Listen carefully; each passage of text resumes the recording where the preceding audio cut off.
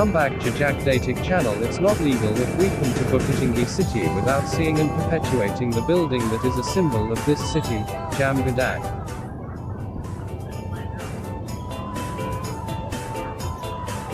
The heritage building of the Dutch East Indies era is similar to this city that was once the capital of West Sumatra province.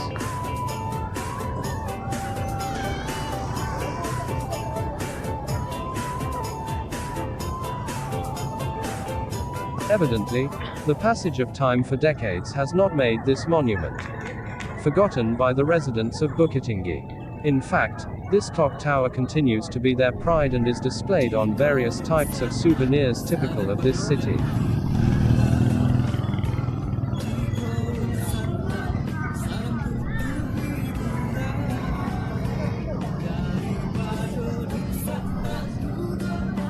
Clock tower which has now become a symbol, as well as a marker for the center of Bukittinggi. Clock tower which has now become a symbol as well as a marker for the center of Bukittinggi. There are only 2 units of this machine made by Boardman Recklinghausen in the world.